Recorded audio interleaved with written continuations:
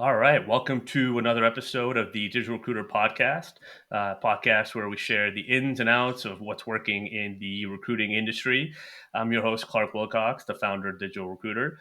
Today we have Noelle Federico, the CEO and co-founder of Staff Agency. Noelle, thanks for being here. You're welcome. My pleasure. It's there's going to be a lot to cover, as we were just talking about before.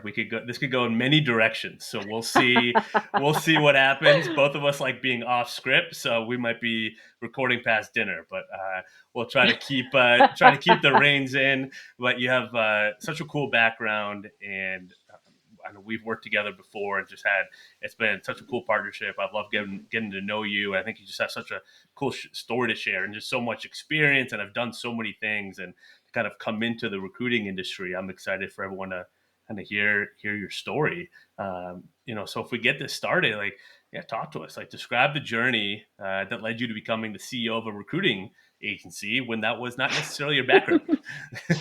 No, not at all, actually. One of the hats that I wear, I am the director of project management for a large law firm in Miami. And one day, probably in 2019, we were sitting around talking about some clients that were using recruiting firms, and they were just not having great luck. And the other co-founder, Brian, and I were sitting there with Mark and Greg and some other people, and it was like, why don't we just start our own staffing company? Yeah. And then we could service clients and we could do it the way that we think it should be done. And at that point, one of us in the room, Greg, had a lot of experience with recruiting. He had his own agency, so he was kind of the captain of that. I've had a lot of experience starting companies and dealing with teams and managing people and leadership and all that. So we had, between the group of us, we had a lot of experience across the board in all different aspects. So we decided to find somebody whose wheelhouse was recruiting, which we did in Josh Kerner. We tapped him to be the president of Staff Agency. And then we started to add in some people, Matt, and early on Mike, and now Steven and Karen, and that's basically our core team. And we've got, I think, 11 or 12 people now with us. So yeah, so that's how we started. We started because we wanted to serve. There were so many things that I was hearing in that room, and that Brian and Greg and I, that we were all hearing about just the horrors of recruiting firms and the industry itself and all of that. So we're very solution oriented folks. We've all been doing high level entrepreneurship, business management, founding companies, all that kind of stuff for decades. So it was like, you know what, we'll solve this. We'll make our own company. And that's what Yeah. we did. No, that's great. I mean, that is recruiting, and it's all business is problem solving, but the recruiting of just that miscommunication and where people are dropping the ball and not being able to match the talent or ask the interview questions. I think it sounds like for your room with a bunch of business leaders and owners, it's like we got to be able to figure out this problem, right? And I Right. know when you dive deeper, it seems simple on paper at times with the recruiting agency. But I know you guys have worked really hard the last 3 years to be, as you said, relationship focused, culture focused. What's what's the 3 years been like for you? Kind of what are some of the takeaways? What's the last 3 years been like? We we want so my wish was to found a company based on the principles. I've studied success principles since I was 12 years old. I'll be 55 in a couple of weeks. So for decades, those principles have been the cornerstone of my existence. And what I wanted to do was take all the best practices that I've learned from John Maxwell and Dale Carnegie and all the different things I've done and studied. I wanted to build a company based on that. I wanted Yeah, to build a company based on serving people, serving the staff, serving our own internal people first, and then thereby serving clients and candidates and everything else that comes along with recruiting. So the horror stories that we were hearing was mainly about how the recruiters were being treated, like the yeah, internal mechanics of the company, right? And then when your culture is not good or your culture is toxic in a company, then everything else that you touch, doesn't really work as well as it could or should. And so that was where my passion lies, in serving people. And I believe as the CEO and co-founder, like my job is to pour into my people on our internal team, and then they take that and then they pour out into the client relationships and the candidate relationships and all of that. So I see, you know, my job as very service oriented, and you know, a leader by service and by example. That's what I believe. That's what I wanted to build a company on. That's what we've been able to do. So when you say have worked hard the last 3 years, yes. However, it's been easy in that all, like, I care about the people. So even in business dealings, we've walked away from some stuff. Sometimes clients, like, if the relationship isn't there and it's not solid, for me, it's not about the money. It's about the people. It's always about the people. And I really do believe that if we're all about the people and all about service, the money will come, the business will come. And I think that when we first started, Josh and some of the first people that we hired thought I was a little crazy, because I was really just pushing, like, if a deal doesn't work out, don't worry about it. Let's just speak about how we want it to be. Let's stay positive. Let's use positive psychology. And sometimes I think they still look at me like I'm a little bit, but it's work. The thing is, now we've got 3 years plus, right? It has worked. We came through the pandemic without any real issues. We are a primarily remote company, so everybody's kind of working in their own space, and that's working. um, our people are happy, so it's working. So now everybody doesn't think I'm so crazy anymore because it's Yeah. actually working.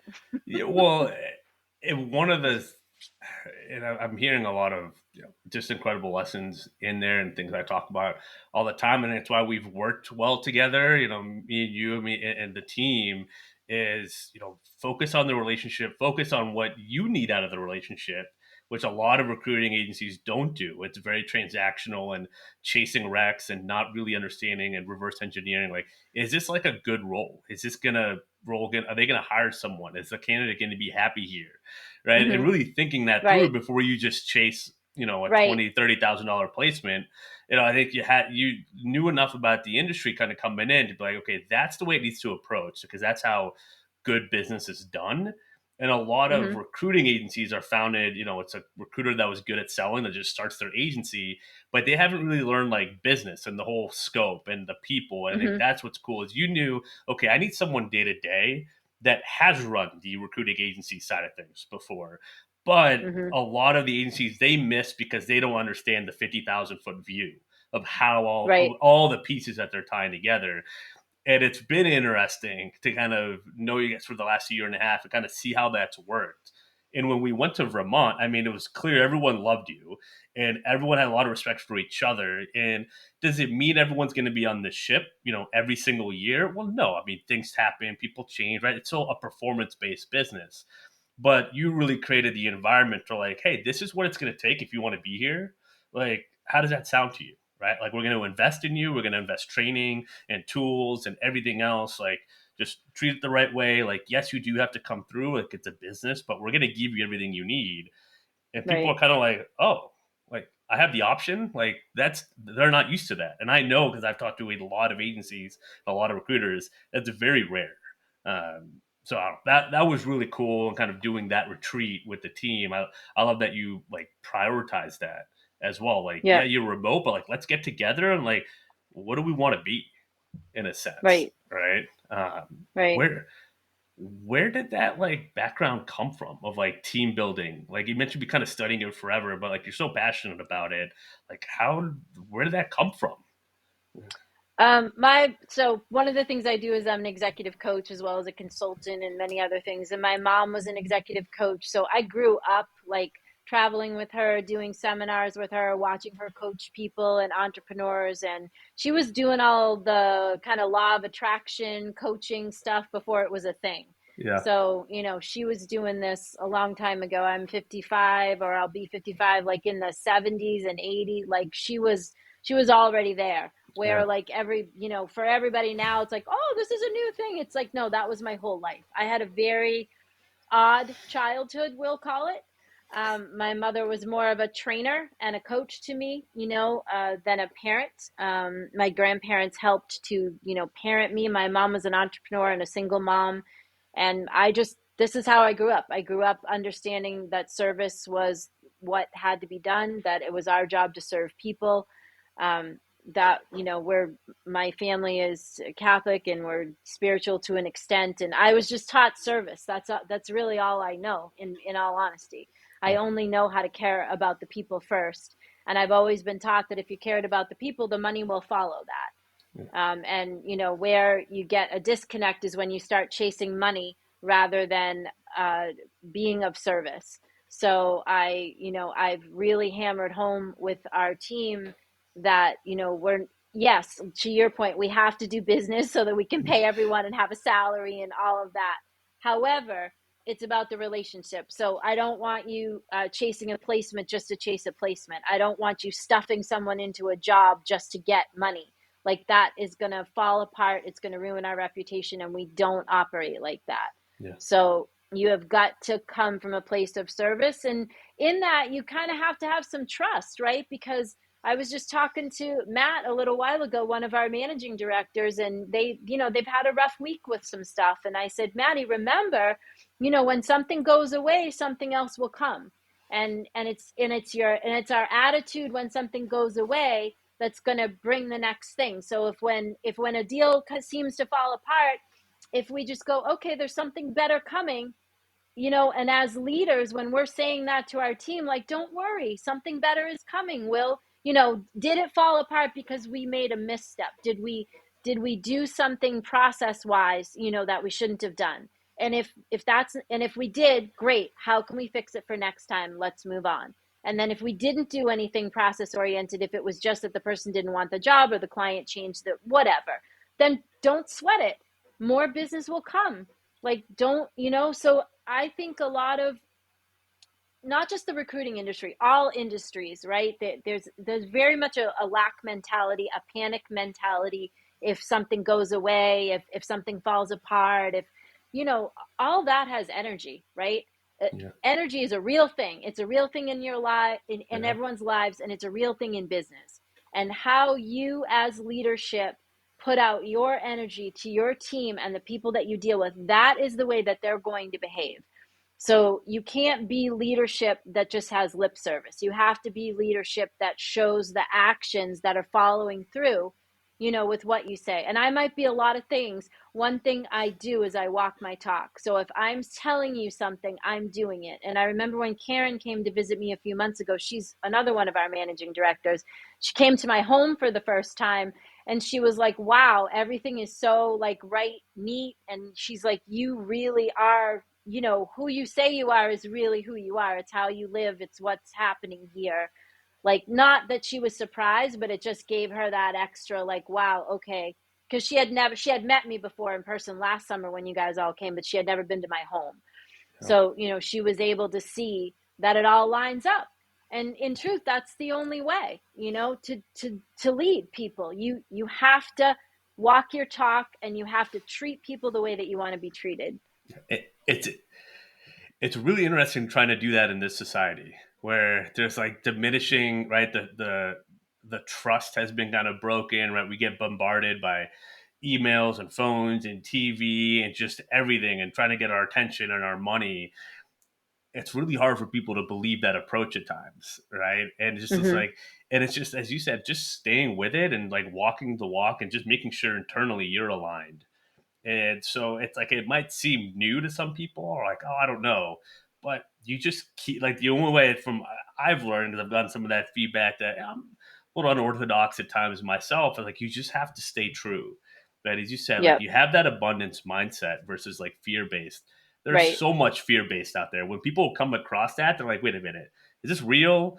Like, and you just kind of, as you said, to your point, like it's like waves in the ocean. You just keep showing up. Like one after another, one after another. And like that is true leadership, right? And I'm sure Yep. it takes like a ton of work on yourself. I mean, it just shows like you're clearly doing the work too to kind of keep Yep. after that day after day.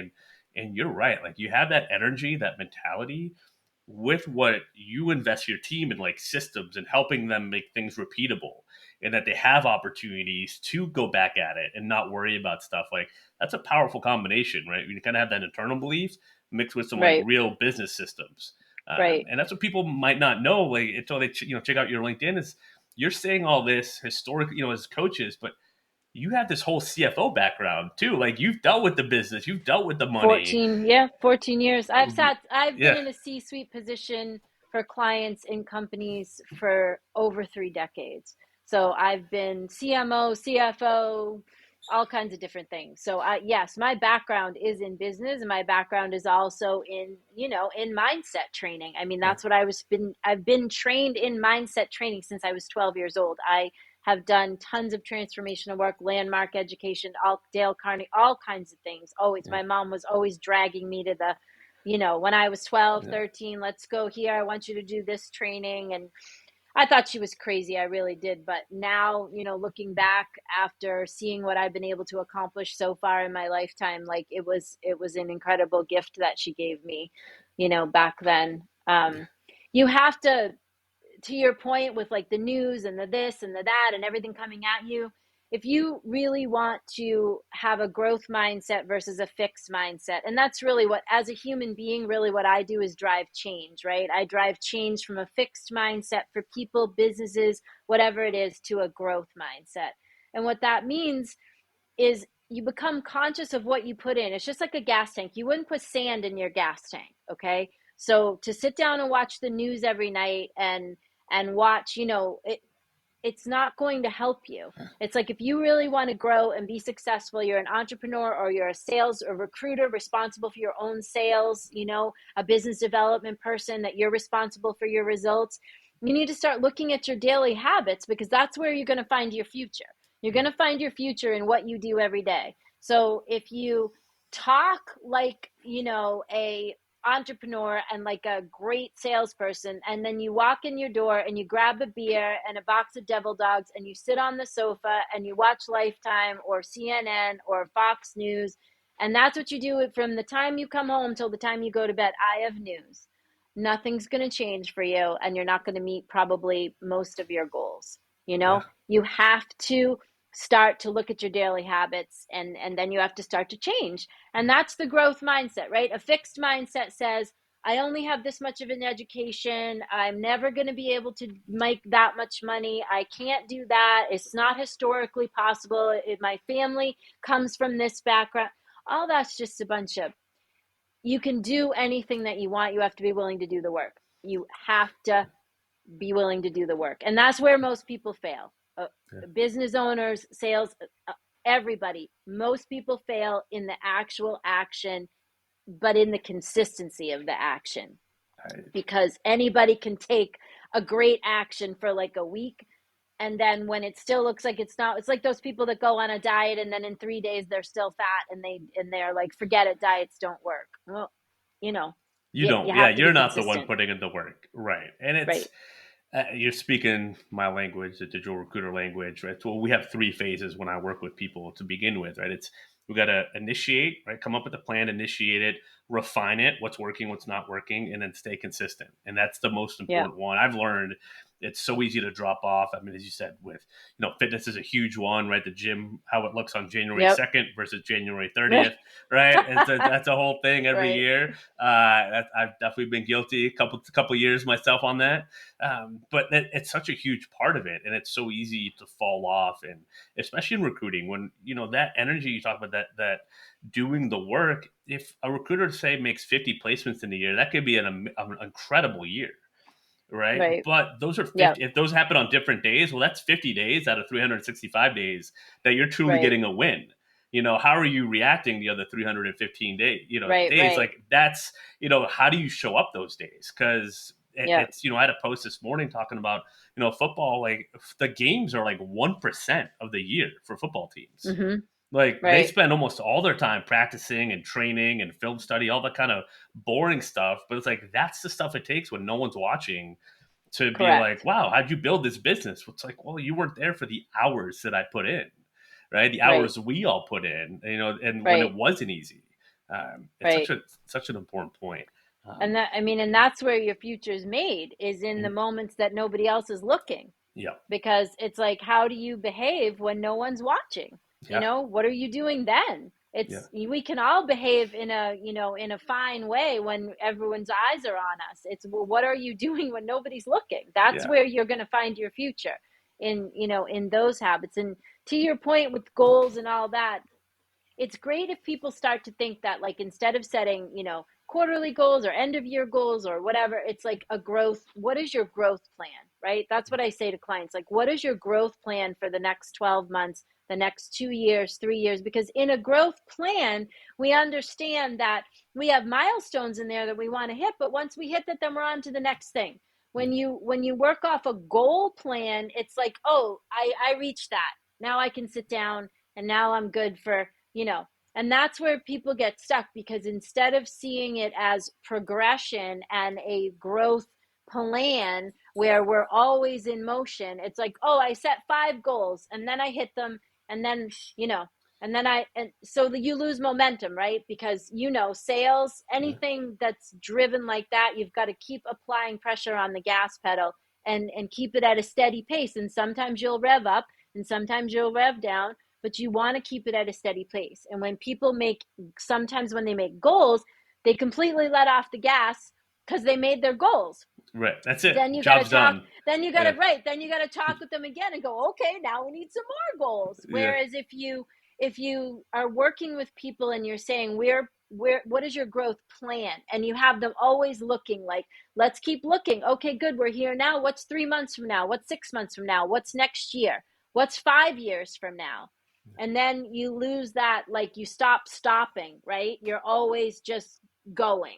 Yes, absolutely. And I don't know what your thoughts are on this, but one thing I found helpful with my team, especially when I was at Aerotech, is I learned this thing from Lululemon. They're like very focused on goals, and like there was a whole like goal setting thing, and I adopted some of it, and I found that incorporating not just the business goals, but like what is the personal goal, what's the Yes. fitness, like, and Yep. understanding that with my team helped me and helped us in the day to day so much. Like we were all on the same page as to kind of like why we were doing this, and it was deeper than just we're really great at filling maintenance mechanic roles. It's like, all right, like that's not going to get you pumped on a Tuesday morning when you're like, in different. But it was like, well, I want to pay off credit card debt, or I want to get Yeah. back in shape and get in my Yep. college shape, or I want to be able to afford a down payment on the house. Then it became real, and like Yep. then we were all kind of rolling, the same direction. And I was like, Right. I got to qualify this job order well, because my recruiter's trying to pay off his,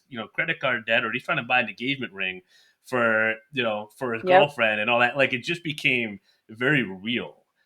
Is that? I Yep. mean, it sounds like you kind of do something kind of in a similar vein. Like, Personal, yeah, I yeah, mean, personal growth is huge, and that's part of it. That's part of yeah, your growth plan. Like, the growth plan isn't just your business goals, it's honestly more of your personal development. And then you've got the business stuff in there because, you want to buy a house, a credit card, pay off credit card debt, buy a ring, whatever, right? Feed yeah. your family. These are all important, important things.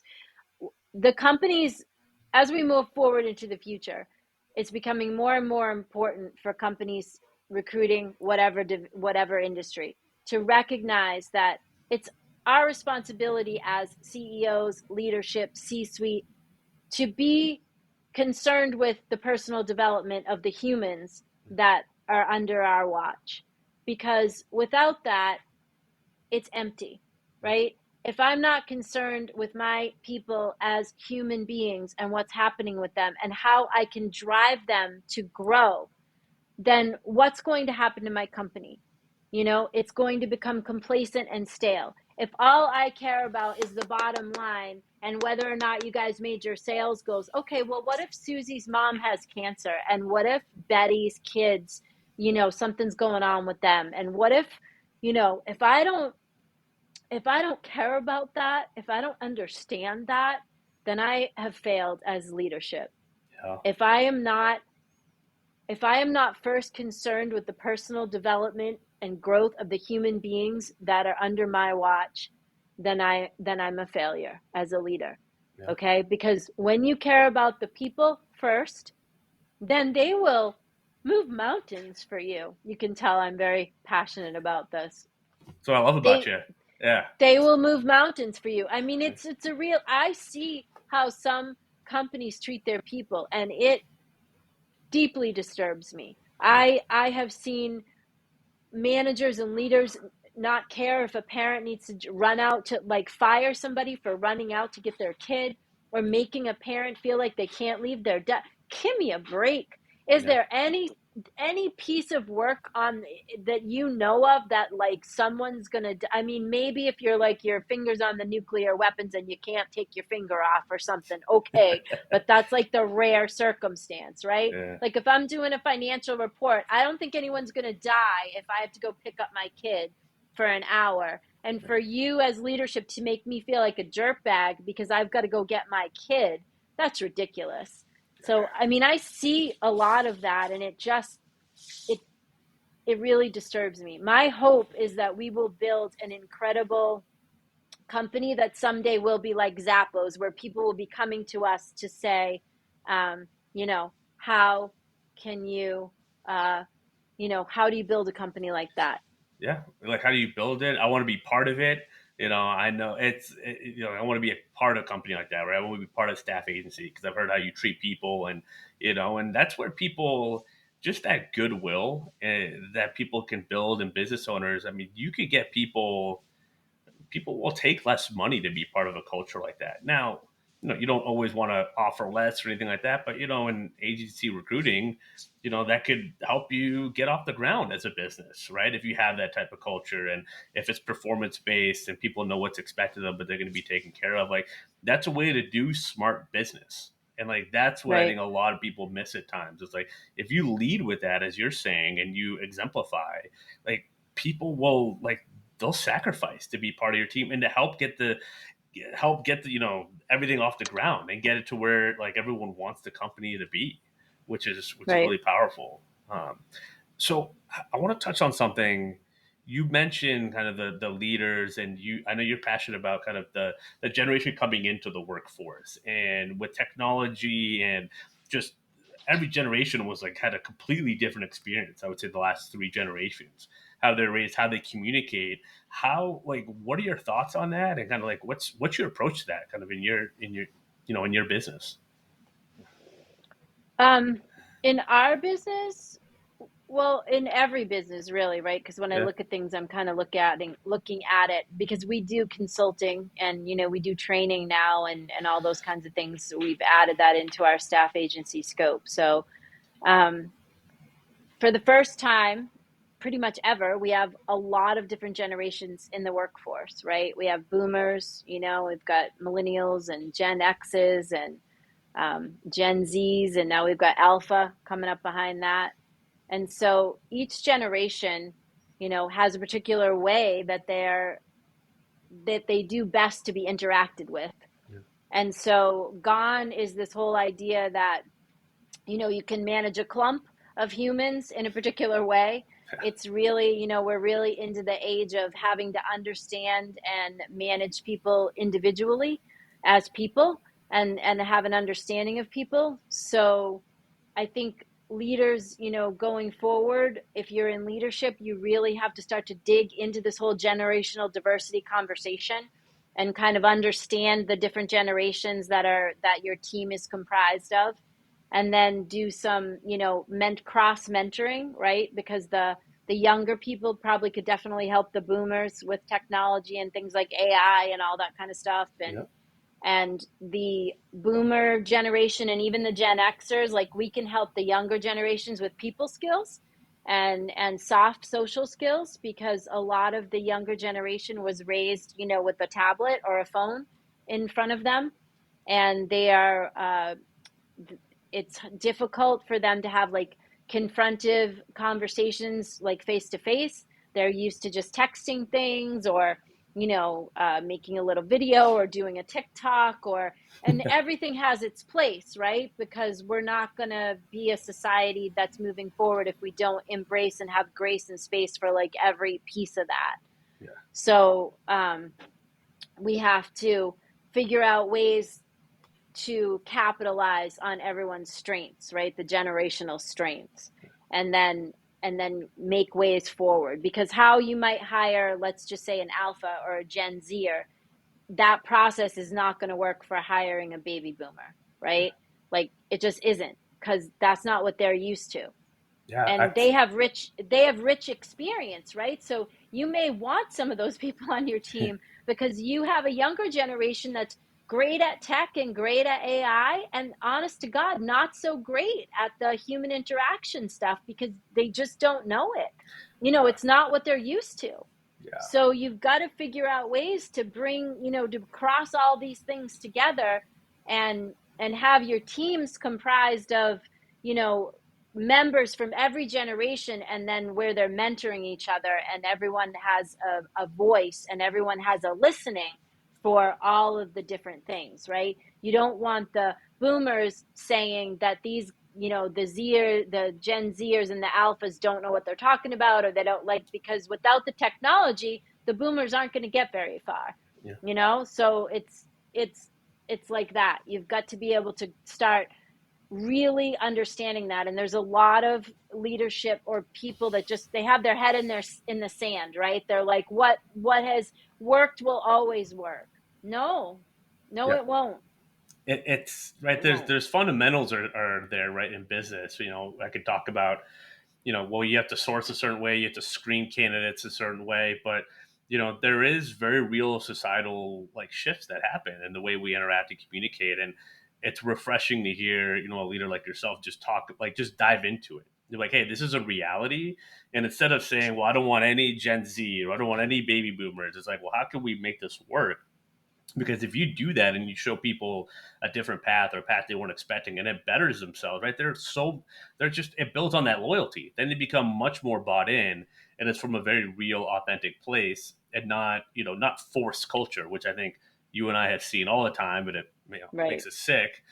When we do see it, it's like, no, like, family isn't something you say, right? Or that culture, it's like you have to earn that, right? You have to kind of earn that loyalty and that Right. respect, and uh, I think it's great to like kind of take that approach and just lean into it. Like, what are the strengths and weaknesses? That's really what it comes down to, right? It's just like, what are people's strengths and weaknesses, and how do we build a team around it? Because on a Right. team, you don't have 100 quarterbacks. You have a couple quarterbacks, and you have running Right. backs, and like, there's different roles for different people, right? And like, that's huge.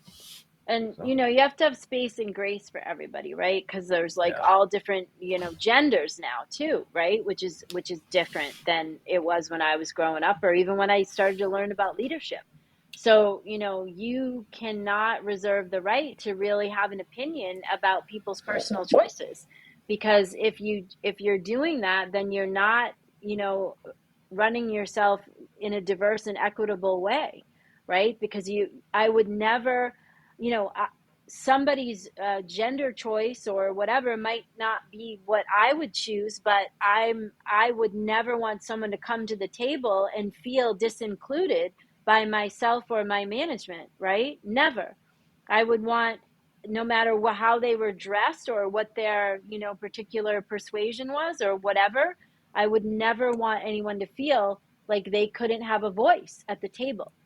And absolutely. so, a lot of leaders that are my age and older, like these are uncomfortable, potentially uncomfortable constructs for us, just because it's not how we were brought up.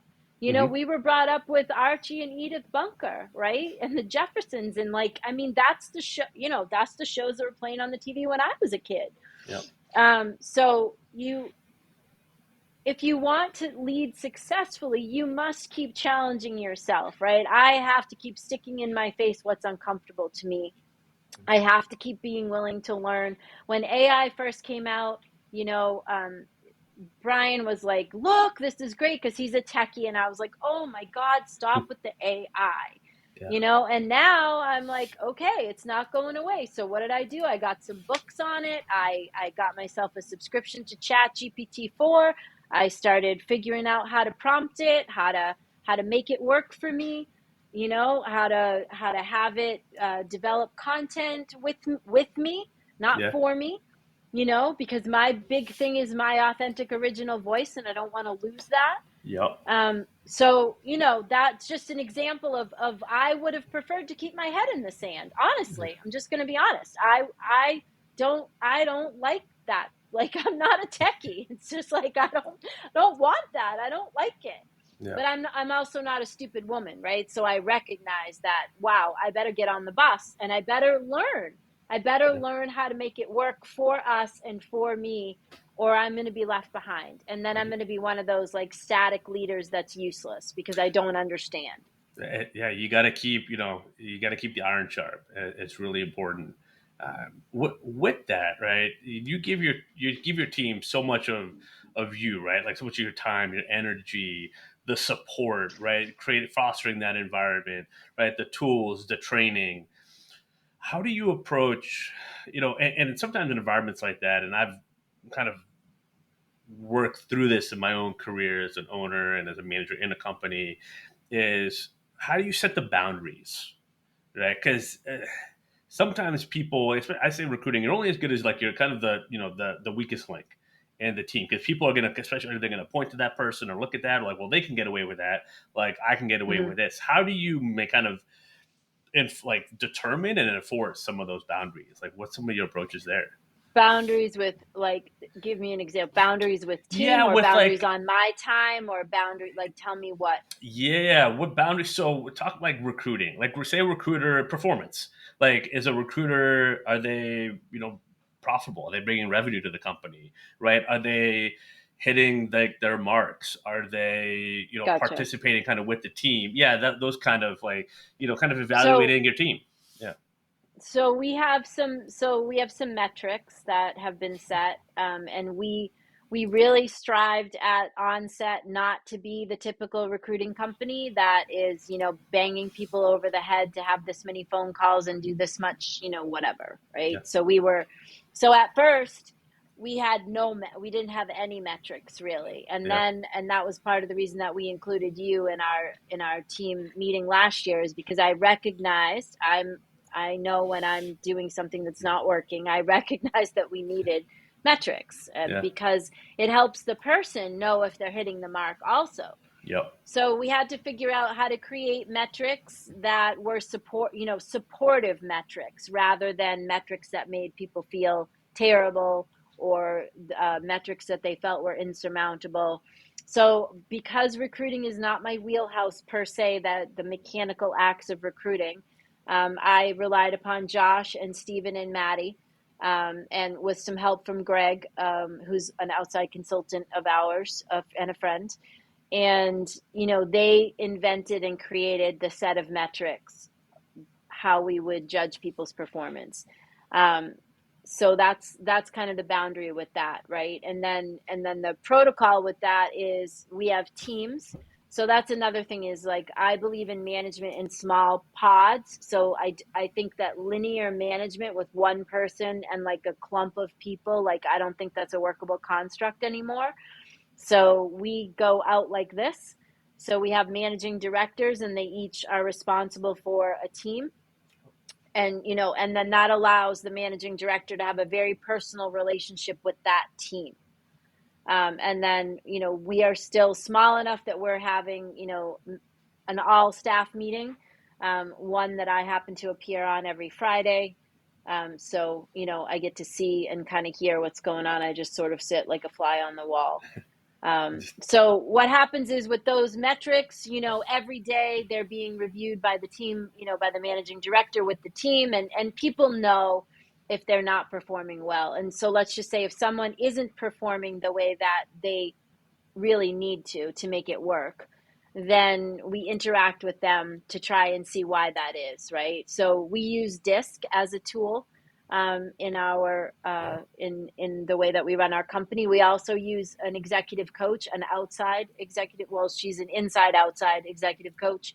Um, so we have, we offer a lot of support, is my point, to people. So if someone's not hitting it, we're digging in. And there have been a couple of times where we've hit upon someone that recruiting, just they thought it was going to be for them and it just wasn't for them.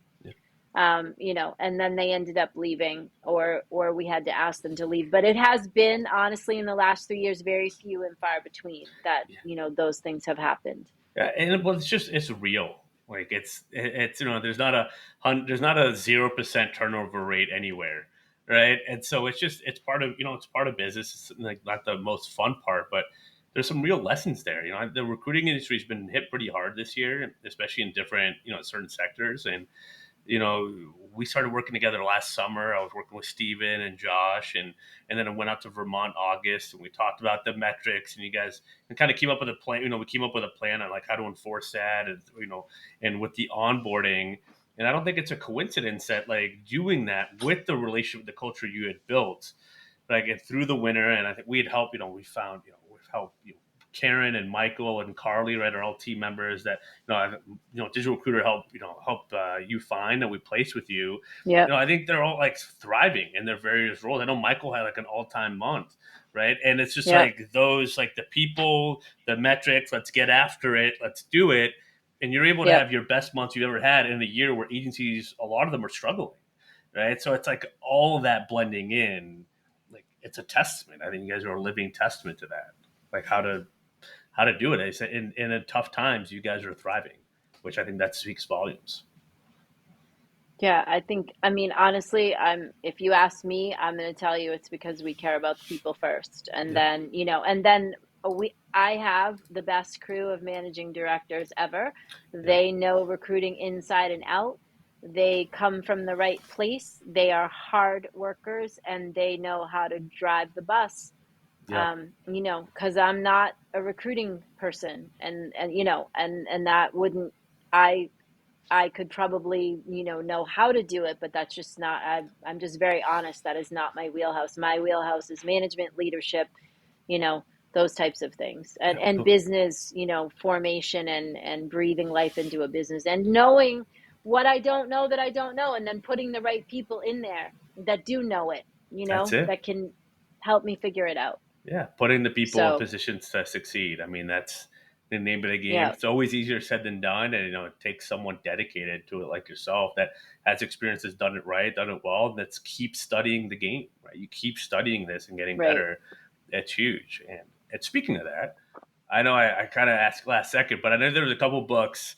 Well, at least I was going to ask you what your favorite book was in regards to leadership and coaching, but in classic Noel But fashion. I know, there's I know, two. I know you don't just have one, so we're going to limit you to at I have least two. I two. have a What do you lot. got? I tried to, Yeah, when I knew you were going to ask me this question, I quickly tried to narrow it down. But yeah, two that have meant a lot to the team and I over the last 3 years is The Five Dysfunctions of a Team by Patrick Lencioni, which is a famous leadership book. And then John Maxwell's The 20 Irrefutable Laws of Leadership, I which is love it. also a great leadership book. Yeah, So those are two that there's a lot of excellent principles and lessons in both of those books on yeah, how to, run successful teams. And I liked The Five Dysfunctions of a Team so much that I went and got certified as a practitioner of the five behaviors. That happens to be another Wiley product. Wiley Disc happens to have a product yeah, called the Five Behaviors. So now I am actually a licensed practitioner and I can take that work into a company and mm, into a team. So yeah. that's so I enjoy that as well. I enjoy being able to facilitate the work. And that's going to be your next step. You said with agencies, right? It's kind of help or agencies and the companies and your Yeah, I clients. mean, Yeah, we're happy to help any company that we can. Lots of times companies have high turnover or toxic cultures or anything like that. So we do consulting, which is, we can come in and tell you what's the matter, and then we can tell you how to fix it. And you can either use us to fix it or not. yeah, Or, we can come in and do some disc work or training work, leadership training. I'm licensed John Maxwell, certified, I should say, certified John Maxwell team member, all those different things. So we have a lot of tools in our toolbox to yeah. help other companies, even if they're a recruiting company, That's, and we'll help any company that needs help. I love it. So And because we care about how people are being treated, we care about how companies are treating people. So my thought and idea is the more companies that we can help, you know, get the culture where it needs to be, that's what makes companies thrive is an absolutely, excellent culture. absolutely, absolutely, I agree. And you're an author yourself. You got a couple I books, right? am. Yeah, Yeah, yeah, a nice. couple. I have a strong female, kind of the working coach mom on Facebook with like a million and I don't know, 1.5 million followers. Yeah, I do a live give back weekly show called the Coffee Chat Show every Saturday morning. So I've written some like inspiration. I was a single mom for 18 years, so that kind of stuff. Yeah, yeah. maybe It's. someday I'll write a leadership book I think that might when I be. when I have Well, I Yeah, think that's the next thing, but it's like, yeah. when would I do that? It's get staff agency where it needs to be, where you guys want it to Exactly. be first, right? Yeah. The We'll growth get everybody focus. stabilized first. Yeah, Yeah, and you exactly. guys are well on your way there. So, Yeah. well, Noelle, you can find Noelle on LinkedIn, where she has all the websites and staff agency, and if you know, if you just want to connect with her, everything's on there. We'll have the link in the bio in this episode page. But yeah, anywhere I think LinkedIn, and yeah, that'll have your website and everything else. Yeah. But LinkedIn, everything is there. Yeah. awesome. Noel, this was awesome. This was super fun. Thanks for coming Yeah, on, for sure. sharing You your know, I always story. love to talk to you. I So appreciate that. anytime. Likewise, likewise, likewise. Well, thank you, and awesome. Well, that'll do it for this episode, Digital Recruiter Podcast. Stay tuned, leave a review, subscribe, all that good stuff, and we'll talk to you next time.